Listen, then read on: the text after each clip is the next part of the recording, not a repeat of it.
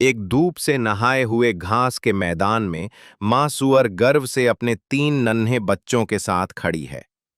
पिप खुशी खुशी कीचड़ में लोटपोट हो रहा है, ठंडी मिट्टी का मजा ले रहा है। पॉप अपने उकुलेले पर एक खुशनुमा धुन बजा रहा है, बिल्कुल बेफिक्र।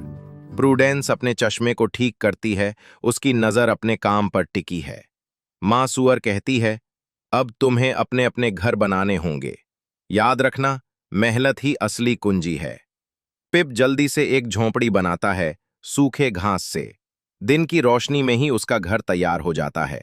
पिप अपनी झोंपड़ी की खिड़की से संतोष भरी मुस्कान के साथ बाहर झांकता है, लेकिन उसका झोंपड़ी जैसा घर कमजोर और अस्थिर दिखता है।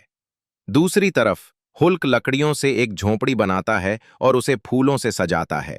पॉप उकुलेले की धुन में खोया रहता है, जिससे उसका ध्यान घर बनाने से भटक जाता है। लकड़ी का घर दिखने में तो प्यारा है, पर कमजोर है। प्रूडेंस ईंटों को बड़ी सावधानी से जमाकर एक मजबूत घर बनाती है। हर ईंट उसकी समझदारी और मेहनत का प्रतीक है। उसका बना ईंटों का घर दूर से ही मजबूती, मेहनत और दूरदर्शिता का प्रतीक दिखता है। प्रूडेंस पीछे हटकर अपने काम को संतुष्टि से देखती है। अब उनका ब्रिक हाउस सुरक्षा और स्थिरता का ठिकाना बन गया है। तभी जंगल से वुल्फगैंग चुपके से निकलता है। उसकी नजर पिप के झोंपड़ी जैसे घर पर है। वुल्फगैंग कहता है, पिग, मुझे अंदर आने दो। पिप डर कर जवाब देता है, नहीं। भेड़िया डराने के लिए आवाज लगाता है और पिप के घर को फूंक मारकर गिरा देता है। कमजोर झोंपड़ी तुरंत गिर जाती है। पिप डरकर भागता है और पॉप के लकड़ी के घर में पहुंचता है। भेड़िया उनका पीछा करता है और उनका मजाक उड़ाता है। फिर वो पॉप के लकड़ी के घर को भी फूंक मारकर गिरा देता है। अब पिप और पॉप दोनों मिलकर प्रूडेंस के ईंटों वाले घर की तरफ भागते हैं। वे जल्दी से दरवाजे को बंद करके उसके सामने बैरिकेड बना देते हैं। ईंटों का घर उनकी आखिरी उम्मीद है। भेड़िया हार कर बाहर गिर पड़ता है, लेकिन चालाकी से नई तरकीब आजमाता है। भेड़िया मासूम बनकर कहता है, मुझे अंदर आने दो, मैं तुम्हारे लिए स्वादिष्ट स्नैक्स लाया हूं। मैं बेचारा, गलत समझा गया भेड़िया हूं। वो मासूमियत दिखाकर दरवाजा खुलवाना चाहता है, लेकिन घर में सन्नाटा छा जाता है। प्रूडेंस प्रूडेंस चाल को समझ जाती है और अपने भाइयों से कहती है कि वे शलजम का सूप तैयार करें।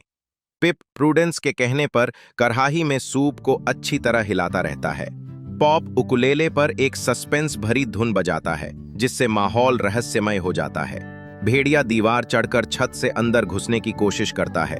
वो चिमनी से अंदर उतरता है, लेकिन अंदर शलजम का खौलता सूप उसका इंतजार कर रहा होता है।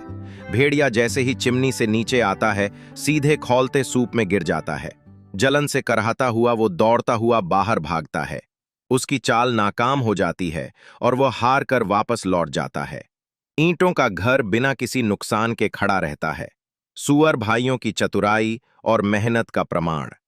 भेड़िए की हार पर सुअर खुशी से झूम उठते हैं। आसमान में इंद्रधनुष खिल जाता है। अब उनके नए ईंटों के घरों पर घास के झंडे फहराते हैं। भेड़िया अपनी हार पर पछताता है और कसम खाता है कि फिर कभी सुअरों को परेशान नहीं करेगा।